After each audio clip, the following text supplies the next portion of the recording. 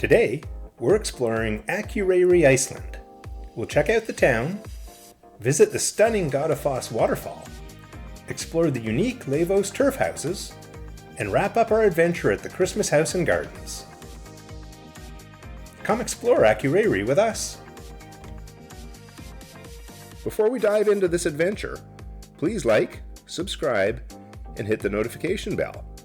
This way you can follow along as we travel through Northern Europe, including stops in Edinburgh and Invergordon in Scotland, as well as Malloy and Ålesund in Norway. We'll also be visiting 3 breathtaking ports in Iceland: Akureyri, Ísafjörður, and Reykjavik.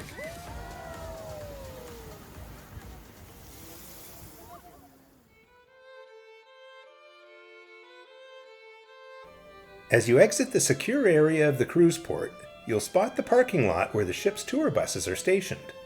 Just behind this lot, there are kiosks where you can either book a tour on the spot or meet up with a pre-arranged group. Additionally, you'll find independent tour buses parked behind these kiosks, along with a hop-on, hop-off bus and a tiny gift shop. We had to meet our tour operator at the port by 11 a.m., so our time to explore the town was limited. The stroll to the town center is beautiful, with snowy mountains in the background and the water right next to you. It's just a quick 10-minute walk from the cruise port.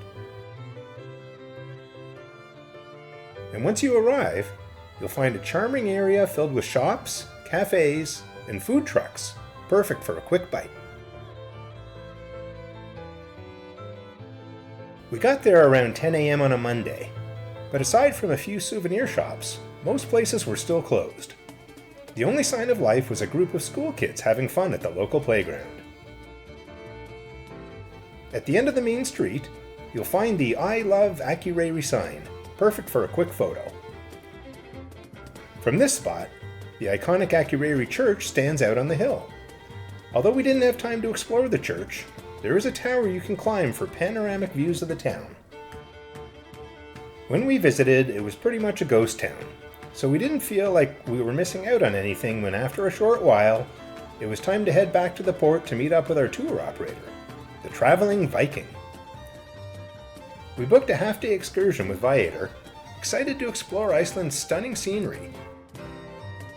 We boarded the bus and set off for our first destination, Godafoss Waterfall. As we left the city, our guide pointed out the heart-shaped stoplights that were introduced in 2008 to boost community morale during tough times. These lights have become a lasting symbol of hope and positivity in the town. The drive to the waterfall was a beautiful 35-minute journey, covering about 35 kilometers. When we arrived, we were dropped off at a parking area across the river from where we would be picked up, allowing us to take in the views from both sides of the waterfall. Being dropped off on the west bank made it easy to get right up to the edge of the falls. It was just a quick walk to catch our first glimpse, and it was absolutely spectacular. It reminded us of Niagara's Horseshoe Falls, but on a smaller scale. Known as Godafoss, or the Waterfall of the Gods, it certainly lives up to its majestic name with a stunning 12-meter drop. While we were busy snapping pictures, we spotted some people by the water's edge on the other side of the river. Since our tour group was scheduled to meet at the gift shop located near there, we figured it was a good idea to start making our way in that direction. There's a paved 1.8-mile hiking trail that loops around the area, and the sights along this trail are incredible, providing stunning views of the river and its rushing rapids. Karen and I started our stroll towards the pedestrian bridge that connects the east and west sides of the Skjaldfjallafljót River. Once we were on the bridge, we were treated to an amazing view of the river's powerful currents cascading down from the glacier and tumbling over a smaller waterfall. With limited time at Godafoss, we headed directly for the steps leading down to the river. The descent to the water's edge was a bit of an adventure in itself. The steps were steep and uneven, but a rope on one side provided some reassurance as we navigated our way down. Once we reached the bottom, we found ourselves on a rocky field that required careful maneuvering. The stones were slippery and unpredictable, making each step a little challenging. However, the effort was worth it. Standing so close to the waterfall and feeling the mist from the rushing water was an unforgettable experience that left us in awe of nature's beauty. We felt grateful for the opportunity to witness such an incredible sight up close. Climbing back up the steps felt a lot easier than descending. And once we reached the top, Karen and I decided that if we hurried, we had just enough time to check out the top viewing platform. It was a short walk to this elevated spot, which offers a stunning view of the waterfall. It's a fantastic place for photos, since you can capture the full width of the falls, along with the impressive basalt cliffs surrounding them. To top it off, we even spotted a rainbow. Now we are driving towards Laufas. Our next stop was the Laufas Museum and Heritage Site. Hello everyone and welcome to Laufas Museum and Heritage Site. Today we'll be welcoming you to the turf houses we have here and our church. Our guide shared that this location is one of the largest and most significant turf farm complexes in Iceland, now part of the National Museum. The buildings we see today were primarily built between 1866 and 1870, with some sections dating back to 1840. The farm was the residence of the last minister until 1936 when it was abandoned. It has since been restored several times, with the latest renovations occurring in the 2010s. Laufas was regarded as a prosperous farm by Icelandic standards, serving as a residence for a priest. It was quite a large establishment, often accommodating 20 to 30 people, including staff, dependents, and seasonal workers. The gabled turf houses have thick walls that provide excellent insulation against Iceland's harsh winters. Inside, we explored long hallways and interconnected rooms, filled with early 20th century furniture,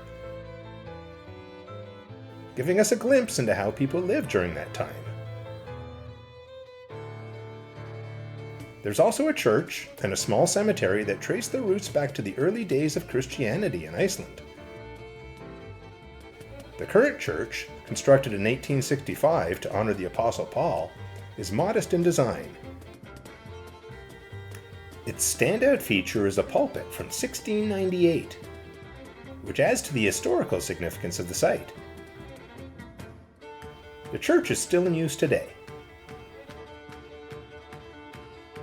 Our last stop of the day was the Christmas house and garden, which felt appropriate since we were only about 40 miles from the Arctic Circle. While we weren't exactly at the North Pole, we were probably as close as we'll ever get, making it the perfect moment to look for Santa and his elves and soak up the Christmas spirit. As we stepped into the garden, the first thing that caught our eye was a red gingerbread house, which turned out to be an everything Christmas gift shop, with 2 floors filled with ornaments and a variety of holiday decorations.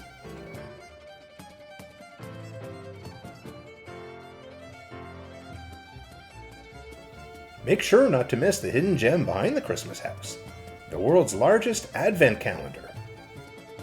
Climbing the spiral stairs of the turret-shaped building leads you into a whimsical room adorned with tiny doors, each one marking a day in the countdown to Christmas.